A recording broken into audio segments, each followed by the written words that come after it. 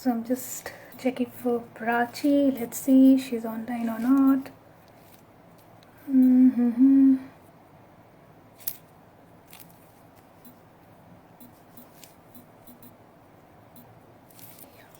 Got her. Request to Prachi.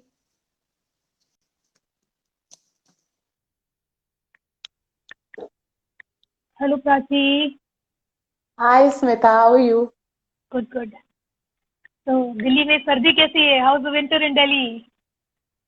It has just started, so Just we are started, getting okay. used to it and enjoying it, Yeah, welcoming it. so missing the sardi. I Please mean, come. Please come. yeah, sure. There Let's is wait one for thing few. good about Delhi, besides many. So yeah, I'm just waiting for few people to join in. So let them join in, then we'll start off. Okay. Sure. So you had your sessions today as well. It was a working day for you. I work on weekends. Okay, cool. Yes. I know. I'll be working tomorrow also. So basically, you take a week off on a week, weekly off. कब लेते हो? I mean, on a week. Monday. Week में. Monday. Okay, cool. Monday. Okay. Monday is my chutti. So I've actually enjoyed my Mondays because weekends there is a lot of crowd, wherever you go, right? So I get to go enjoy my coffee, my shopping, my movie on a Monday. It's like shant. There's not much bheed. Not much of crowd. Bheed nahi milegi. Yes. Unfortunately, some of my favorite restaurants are closed on a Monday. But that's okay. I enjoy them on another weekday. Yeah. Cool. So I think probably we can start, right? Sure. They'll start joining in some time, few of them. So we already have few audience. Yeah. So hello everyone. Welcome to our episode 5 of Kapi Poha session in the World of Book series. So Kapi Poha session is a NiMiTHAM initiative, and I'm Smita, founder of NiMiTHAM, and today we are planning to cover a journey of books along with counseling for younger minds as a topic for discussion. So I have with me Prachi Srivastava. She is a psychologist from Delhi. She works with children, adolescents, and family, and she's known as a feeling teacher as well. So that's an interesting name which her people had in her circle had given her basically. So yeah, I met Prachi, I think last year in April for a Bhutan trip. So we did a Bhutan women's trip together, and we used to be roomies basically. And when we used to come back from each day's tour, she used to tell me stories about something called Stapoo. That's the initiative she was working on. Then she used to tell me about a dog and how she used to like her dog so much, and her stories about children and all. So it was just fascinating because once you come back tired to your room and you're listening to her tales, it was used to be amazing. So I call Prachi a Shiro in my life, and I'll probably tell you the reason. She is full of life, and she enjoys little moments in her life. And what I say is, if you tell her कि चाय बना दो, she will enjoy how the tea is prepared basically. She'll go slowly and completely immerse into it. I think the mindfulness practice what she does in there, and she does amazing stuff with kids as well. So that's all the three possible reasons I could say for her to be a Shiro for me. So yeah, I'll now hand it over to Prachi to say hi to you guys as well. Hi Smita, and hello everyone. Thank you so much, Smita, for having me here. And it's a beautiful initiative that you have started, and you also are a Shiro in my eyes because you're one person, who has traveled so widely, and you have so many personal experiences that you have shared, and it's when you're narrating your experiences, I get a feeler that you're actually living them at that very moment. When you're narrating your experiences, you actually bring the listener along, and that person can not only visualize but actually can experience with all its senses the experiences that you've had in your traveling journey. So thank you so much, and I'm very, very happy that I've met you and I know you, and we are in touch since April 2019, and you've been so helpful to me. Thanks, Prachi. So Prachi, I'll tell you, our initiative NiMiTHAM is all about doing life skill workshops for youngsters basically. So life skills means whether it's a growth mindset, whether it's experiential learning, or any soft skills training as well. So probably I just thought that you are working with youngsters, so that's the reason I wanted you to be on the show so that you can share your experience. So First of all, I wanted to know about Stapoo basically. How did it begin? The journey of Stapoo. All right. So, how did it begin? Because it was in 2014, okay, and I wanted to just know myself. I wanted to explore myself and not confine myself to an identity given by an organization or a designation like a psychologist or my degrees. So I started that journey, and Stapoo is the name of a game. Is Okay. Many people know it by the name of hopscotch. Okay. So I've read this quote which says, "Birds fly, fish swim, and children play." So play is the most natural language for children, and they connect to it very, instantly. Yeah. So that's why the name Stapoo, because the therapeutic work that I do, and which you may call it as healing, counseling, whatever different names people can give to it, is all play based. And which is why I call it Stapoo, and also because Stapoo is one game that you can play individually, you can play it in a group, and the best thing about the game is that you have to balance yourself on one foot, and you can be on both your feet also. And if you get out, you start all over again with similar enthusiasm. And this is what I think excites me about games and play, that no matter what happens, you start all over again with the same enthusiasm, and it goes on, and you never get bored. So that's why I chose this name for my initiative. That's great, yeah. And also, Prachi, you keep telling the words like counseling, therapy, healing. These are the two, three words which I've always been hearing from you. So, what do they actually mean, basically, in simple language? Oh, yes, I would prefer simple language because I'm not very good with technical words. So, though with rise of spirituality, or so many YouTube channels and so many books and so many conversations and talk shows, I know that people are somewhere, if not completely, but aware of these terms of healing, counseling, or therapy, and each one is using it in their own way. But personally, in my experience of working with youngsters, I think I always tell them that I'm nobody to give you gyan. Okay, I'm nobody to tell you that you have a problem.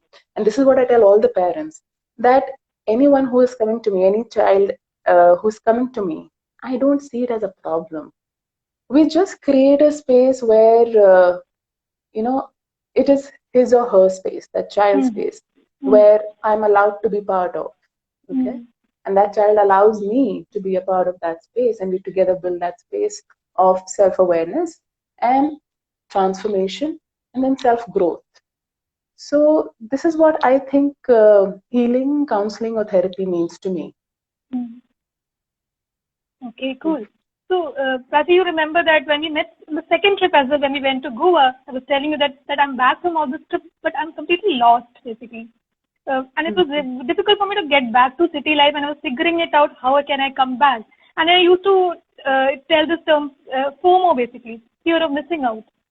So yeah, and I had that anxiety issues at that point of time. I don't know what will I do with my life after coming back, because it was completely blank for me.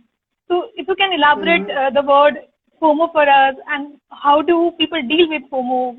Because I read some article or some post you had written in Facebook as well regarding FOMO. Yeah, right. Because it's every month I like to have, in the name of awareness building, a newsletter with different themes, which I post on different social media platforms. And just 2 months back, or no, not 2 months back, this very month, it was about FOMO, or fear of missing out. And like you said, that, when you feel that you're not part of a group, when you don't have that sense of belongingness and you yearn for that, you tend to get into that trap of FOMO. And also because it largely stems from a sense of comparison, Absolutely. because when you look at your life and when you are enjoying it, and like you have traveled the world and you have met so many people on that journey, and you have listened to their life story, and that anxiety triggered only when you compared yourself to the others in the city. कहीं मैं पीछे रह गई, you know.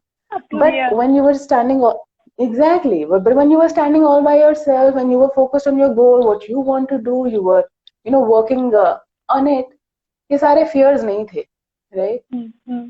So I think the only key step, only key way to come out of FOMO is to stop comparison, stop comparing yourself, your life circumstances to the others. Instead, count your blessings. Look at what you have and what you can make out of it. And I think this is what you did, and you made the best decision for yourself. Gratitude, that's what I can say. Yes, gratitude. So that's another interesting thing. Like during this COVID times and pandemic times, people are at home basically. So I've seen kids also, my colleagues also, my friends and all. So what they say is they do binge watching. So they're always on the digital mode, watching something or the other on the TV, web series they can. Sometimes it's on the mobile or it's on the TV. Everywhere they are always tagged to digital media. So, what is the impact of this in binge watching, and at the end, what happens basically? Is it good for people, or, I mean, it's a time pass for people? What is it? Well, I'm no one to say if it is good or bad, but each one has his or her own reason, to develop a habit. Some people would say that we binge watch because we don't have people to talk to. It's to kill time. We don't feel lonely. So they might be having different reasons, to adapt to any kind of behavior. But yes, the consequences could be, you begin to feel dull.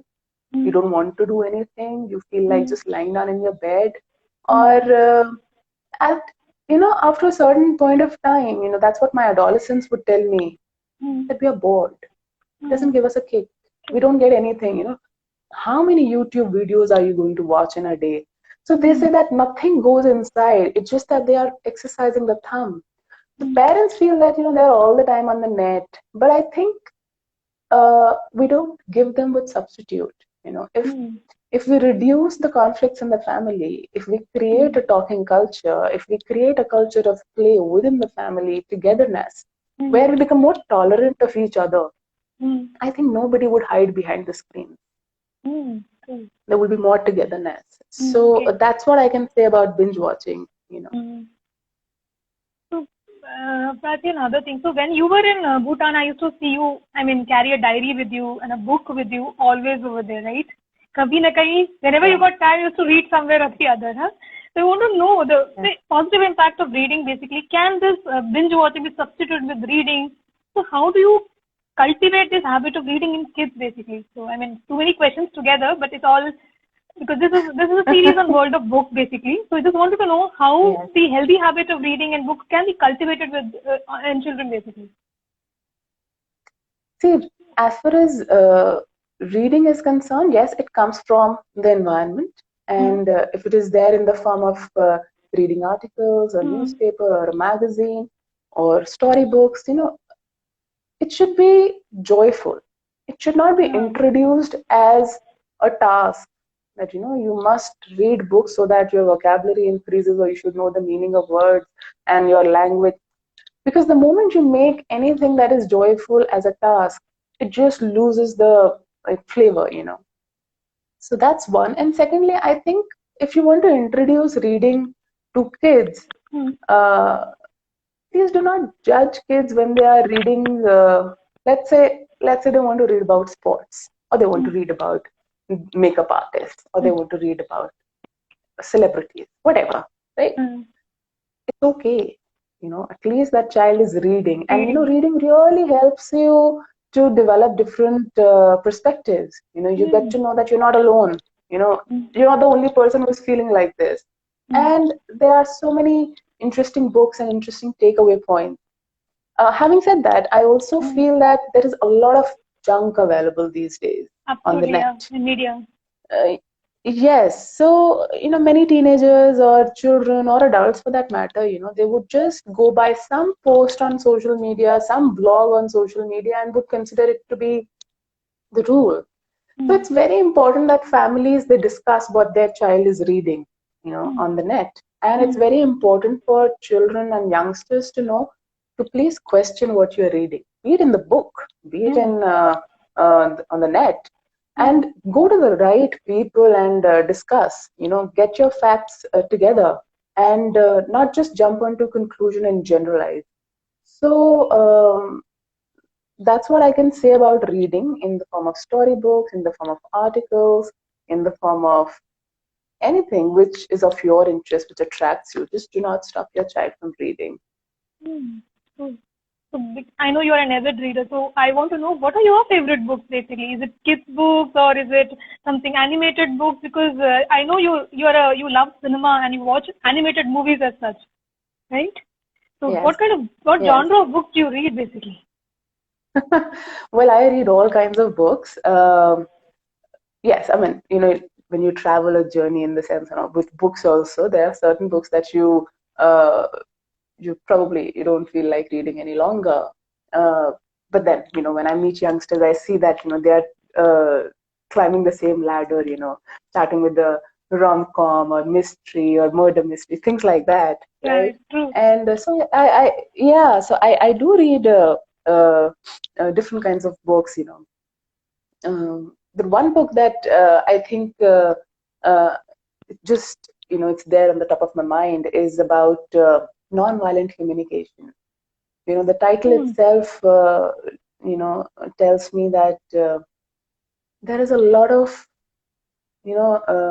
violence in the way we communicate with each other, either in the form of sarcasm, and either in the form of blame, or ignoring the other person, and not requesting. Like even if you want to tell your child, "Padhai kar lo," right?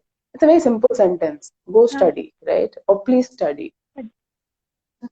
We are going to say it like, "तुमने तो पढ़ना नहीं है, तुम्हें तो कुछ करना नहीं है," you know. So it just evokes a lot of unpleasant feelings in the child, and we start this from the very beginning. We think that the teenager has exactly we think that the teenager has become a rebel today. No way. He or she has adopted, adapted to our language. The way we have been communicating.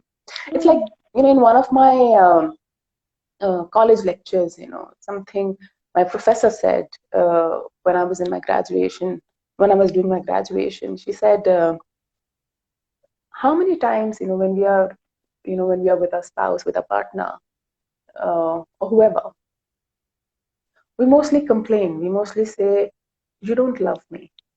But we rarely say that I want love from you. You don't ask basically. Yeah, asking for what you want.